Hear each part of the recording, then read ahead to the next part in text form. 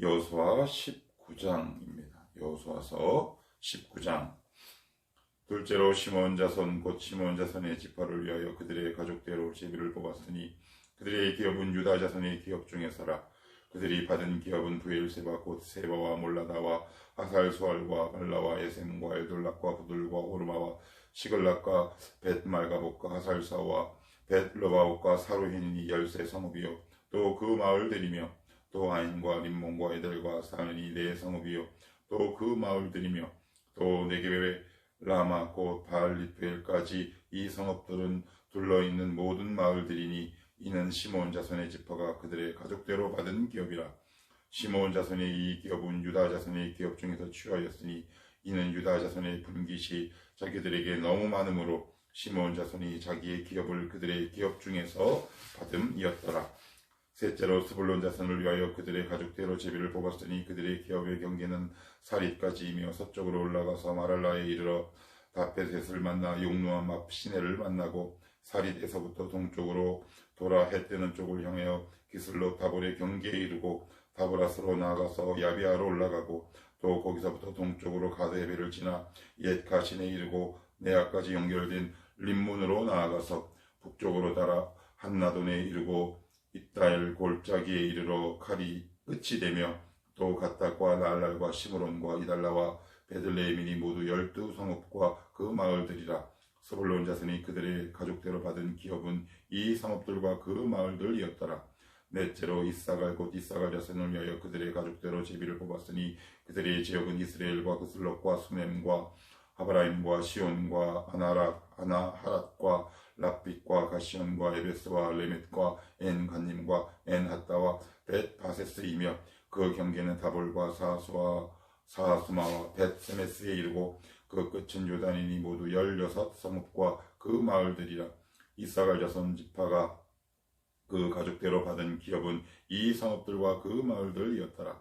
다섯째로 아셀 자손의 지파를 위하여 그 가족대로 제비를 뽑았으니 그들의 지역은 헬갓과 할리와 베덴과 압삽과 알람멜렉과 아맛과 미실이며 그 경계의 서쪽은 갈멜을 만나 시올림낫에 이르고 해 뜨는 쪽으로 돌아 벳다곤에 이르며 스불론을 만나고 북쪽으로 입다 엘 골짜기를 만나 베데멕과 느에일에 이르고 갑을 왼쪽으로 나가서 에브론과 룹과 함몬과 가나를 지나 큰 시돈까지 이르고 돌아서 라마와 경관 성읍 드로에 이르고 돌아서 호사에 이르고 악십 지방 곁 바닷가 끝이 되며 또 um마와 아벡과 루빈이 모두 22성읍과 그 마을들이라.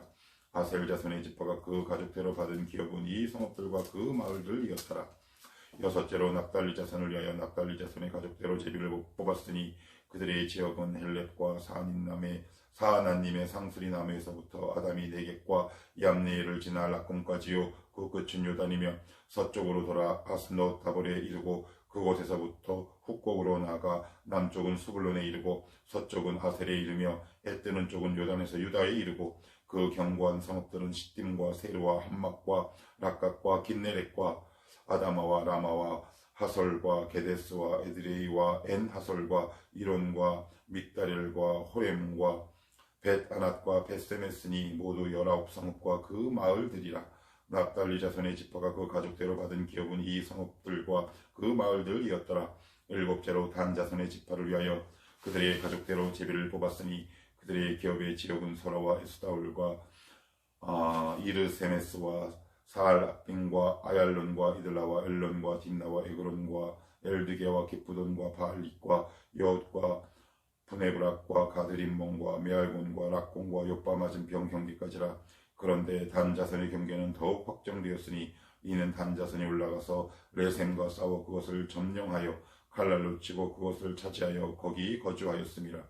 그들의 조상 단의 이름을 따라서 레셈을 단이라 하였더라.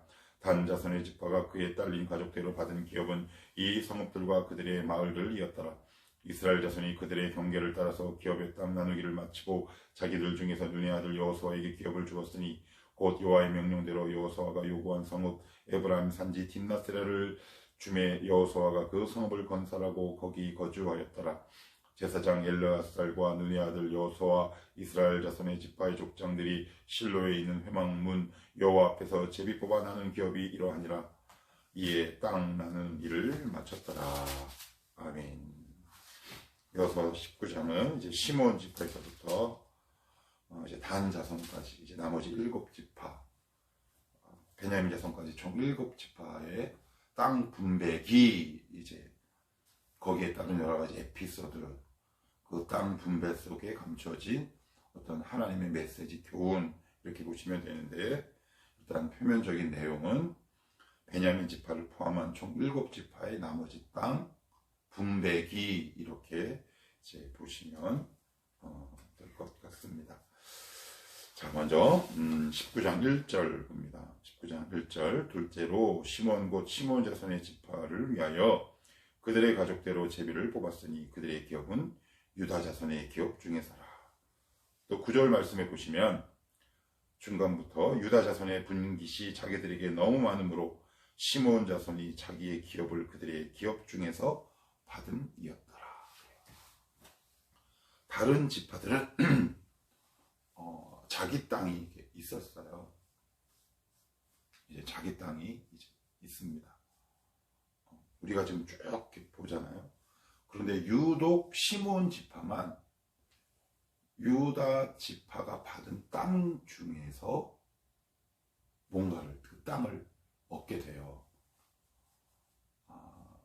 여기에 있는 내용만 보면 왜 그런지 이해가 잘 되지 않는데, 민수기로 돌아가시면 그 이유를 분명하게 알 수 있어요. 민수기 이제 25장에 보시면 모압 여인과 간음한 사건이 생기죠.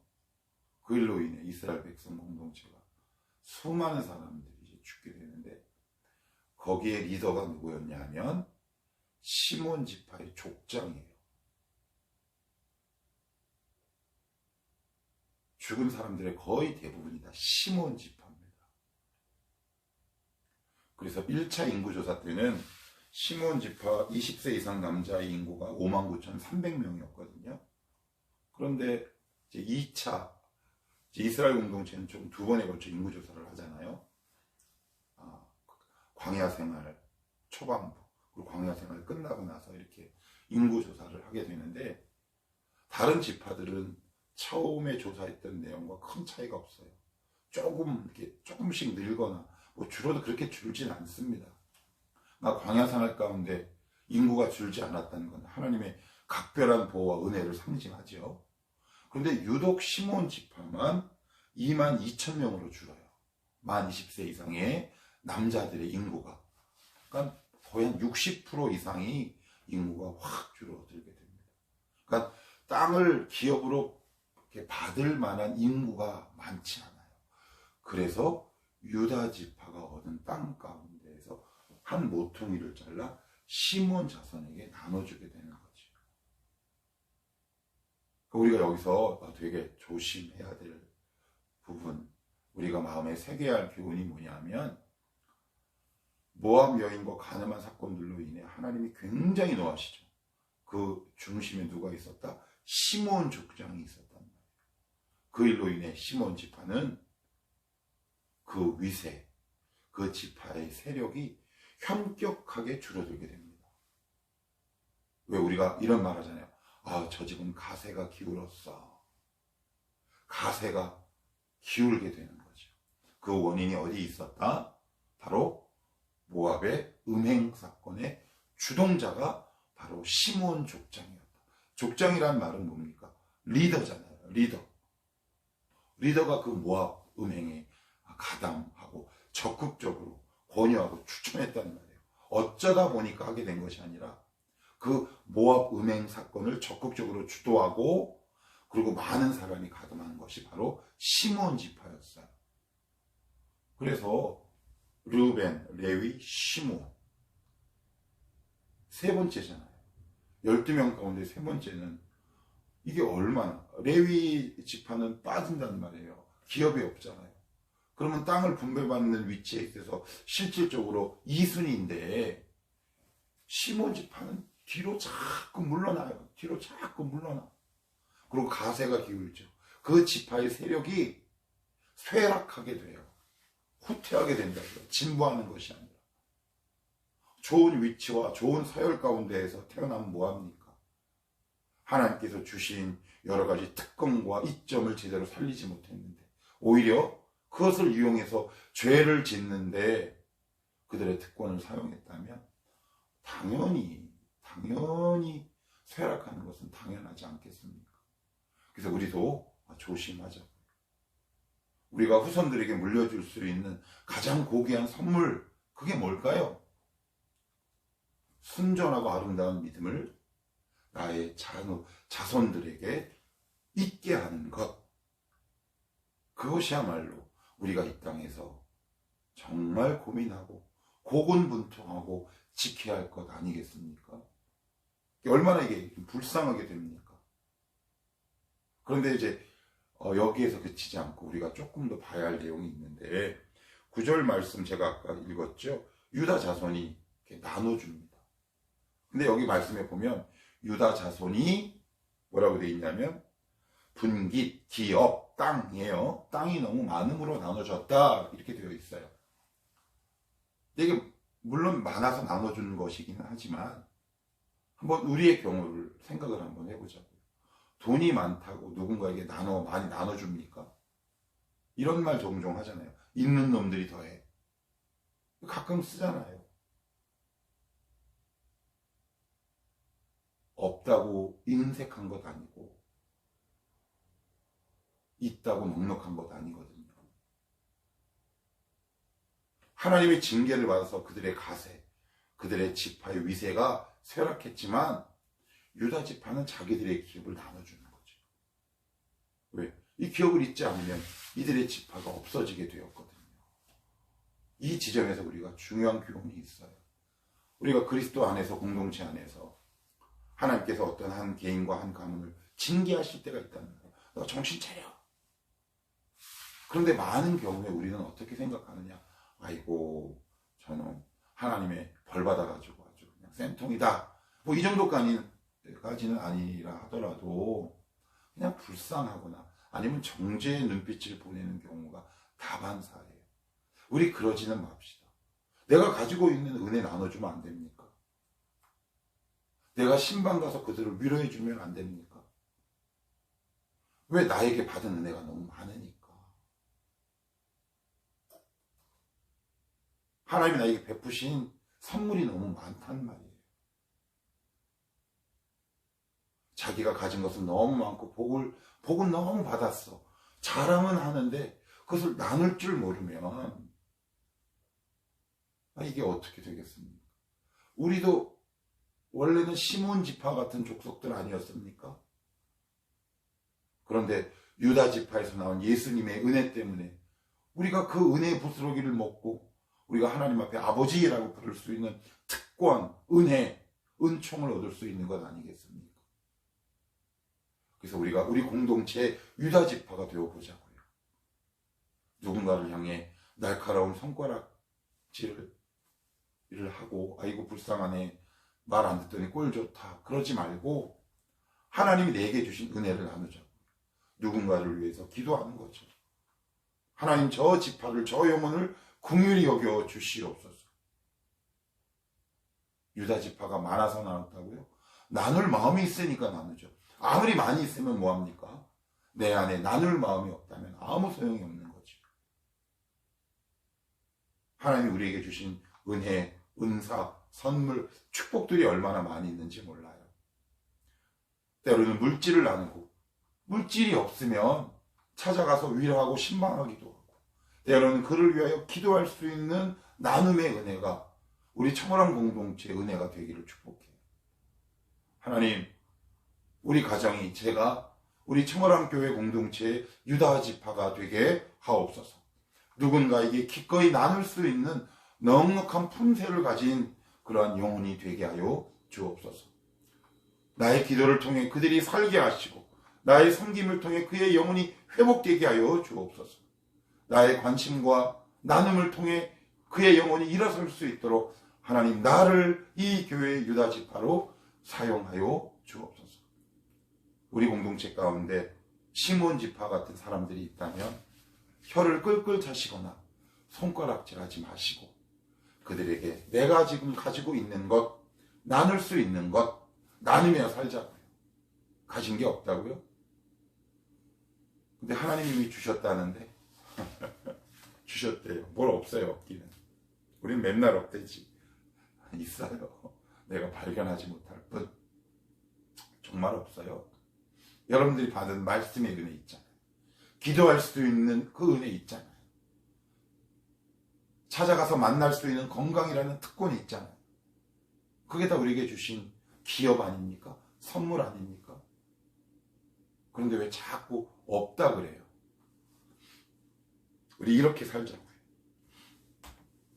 두 번째는 10절 이하의 말씀을 보시면 스불론 자손의 기업 이렇게 나옵니다. 이 스불론 자손은 창세기 49장, 신명기 33장에 보시면 야곱과 모세가 이스라엘 12지파를 향하여 이제 예언을 합니다. 예언을 하는데 야곱과 모세가 스불론 지파를 향해 공통적으로 예언하는 건 뭐냐면 해변에 살 것이다. 이렇게 되어 있어요. 그런데 여기에 있는 지명이 지금과 꼭 같진 않지만 지도를 펴놓고 보면 거의 대부분 산지예요. 그 근처가 다. 그래서 혹자들은 성경의 예언이 틀렸다 이렇게 얘기합니다. 왜 우리도 그럴 수 있잖아요. 하나님이 분명히 이렇게 말씀하셨는데 내가 처한 상황은 지금 이래. 말씀은 신뢰하기가 어렵구나. 이럴 수 있어요. 그런데 말씀은 통시적으로 봐야 돼요. 그래서 통시적이다라는 말은 통합적, 우리 통합 측. 그게 뭐냐면 전체적으로 봐야 한다라고 얘기해요. 그럼 무슨 말이냐? 스불론 지파가 살고 있었던 지리적인 특징은 산지가 맞아요. 그런데 그 산지가 오늘 나오는 지명을 이렇게 보면 그 당시 고대 지역에 있어서 무역의 요충지예요. 준강 기착지 같은 거란 말이에요. 그래서 그 지역을 지나야 무역이 왕성하게 진행되는 요충지에 있었어요. 그런데 그 당시 무역은 무엇을 통해 거의 활발하게 이루어지냐 하면 배를 통해서 이루어지잖아요. 근데 그들은 산지에 살고 있었는데 많은 스불론 지파들이 무역업에 종사하게 돼요. 나중에 해안가로 진출하게 됩니다. 그러니까 지리적이고 물리적인 의미에서 봐서는 하나님 예언이 틀린 것처럼 보여요. 그런데 조금 더 두고 보니까 하나님 예언이 결국 맞은 거지요. 우리에게도 그럴 수 있어요. 하나님 이렇게 해주신다고 약속하셨잖아요. 저렇게 해주신다고 약속하셨잖아요. 그런데 왜 이래요? 하나님 말씀 틀리네? 이렇게 쉽게 단정할 수 있어요. 쉽게 단정하시면 안 돼요. 하나님의 말씀은 반드시 이루어집니다. 조금 멀리 있는 통시적인 관점에서, 전체적인 관점에서 그 말씀을 볼 수 있어야 돼요. 그래야 결국 하나님 말씀이 맞았구나. 내 시야가 좁았구나. 이것을 우리가 나중에 알게 된다. 마지막으로 47절만 보고 마칩시다. 47절. 그런데 단 자손의 경계는 더욱 확정되었으니 이는 단 자손이 올라가서 레셈과 싸워 그것을 점령하여 칼날로 치고 그것을 차지하여 거기 거주하였음이라. 그들의 조상 단의 이름을 따라서 레셈을 단이라 하였더라. 47절 앞부분에 보시면 그런데 단 자손의 경계는 더욱 확정되었다. 왜요? 올라가서 레셈과 싸웠답니다. 단 자손 멋있어요. 그런데 그런 의미가 아니에요. 그들이 하나님께서 나눠주신 기업이 있었어요. 레셈이라는 그 지역이 있었는데 단 기업은 그 지역을, 하나님이 나눠주신 그 지역을 벗어나서 북쪽으로 올라가게 됩니다. 그래서 이스라엘 역사서를 보면 단에서 부엘세바까지 그래요. 북에서 남까지의 경계를 얘기할 때 단에서 부엘세바까지 그래요. 백두에서 할라까지 그런 말 들어보셨잖아요. 백두 쪽에 속하는 거예요. 그런데 원래 단 자손은 레셈을 가면 안 돼요. 왜 그럼 그쪽으로 이동했느냐? 그들이 거한 지역에 아모리 족속들이나 가나안 칠족속의 패잔병들이 너무 강한 거야. 그러니 거기서 도저히 살 수가 없지. 인간적으로 보면 굉장히 준치적이에요. 쟤 참 단돌이 너무 잘한다. 그 믿는 사람들과 비교해도 앞가림을 너무 잘하는 사람이 있잖아요. 앞가림을 너무 잘해.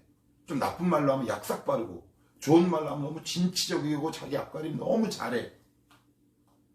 그런데 이 일로 인해 단 자손이 가장 먼저 멸망하고, 단 자손의 단 지파의 이름은 역사의 뒤안길로 사라지게 됩니다. 왜 그래요? 그들이 머문 지역은 싸워야 할 것들이, 자기가 싸울 수 없어 보이는 적들이 있거든. 그 당시 이스라엘 백성은 청동기고 그들은 철병거란 말이에요. 그러니 자기가 싸워서 이길 수 있는 상대를 찾아 조금 더 쉬운 환경을 찾아 올라간 거예요. 그런데 여기서는 싸워서 이겼다라는 말씀만 기록하고 있으니 단 자손이 멋있네 라고 이해할 수 있지만, 그 속내를 한꺼풀 이렇게 뒤집어 보면 전혀 그런 의미와 관계가 없는 거죠. 하나님이 주신 기업에서 거기서 땅을 받고 그 현장에서 싸움을 했어야 돼요. 우리도 이럴 수 있어요. 하나님이 나에게 명령하신 자리는 너무 불편하고 힘들어. 그런데 누군가가 유혹을 해요. 야, 너 조금 더 올라와 봐. 그러면 네가 충분히 물질적으로 아니면 경제적으로 잘 살 수 있어.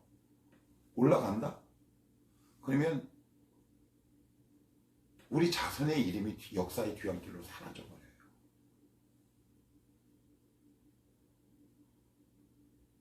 교회 공동체 안에 얼마나 많이 이런 사람들이 있는지 모릅니다.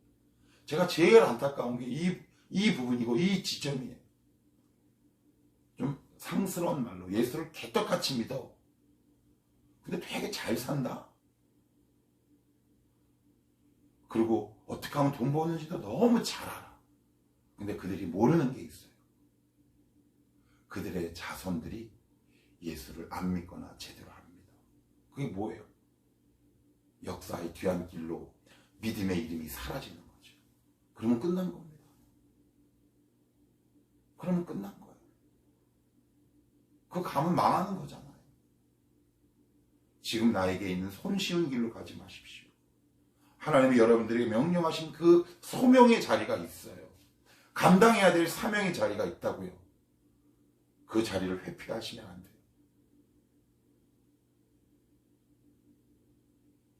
하나님은 나 아니면 감당할 수 없게 만든 사명이 있어요. 동시에 기억할 것 하나 더. 이 사명은 내가 아니면 감당할 수 없지만 또한 하나님은 나 아니어도 누군가에게 당신의 소명을 이루게 하십니다. 왜요? 말씀을 이뤄야 하기 때문에. 자긍심과 거룩한 두려움을 동시에 가지고 있어야 하는 이유예요.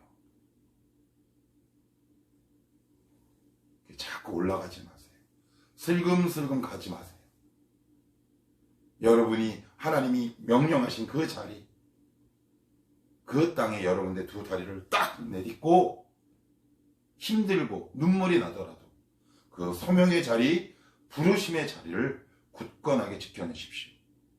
그것이 나를 가장 안전하게 지키는 안전장치인 동시에 예수 그리스도 안에서 내가, 우리 가문이 번성하고 풍요롭게 되는 중요한 비결이다. 오늘 하나님 말씀은 우리에게 권면하고 있습니다. 기도합시다.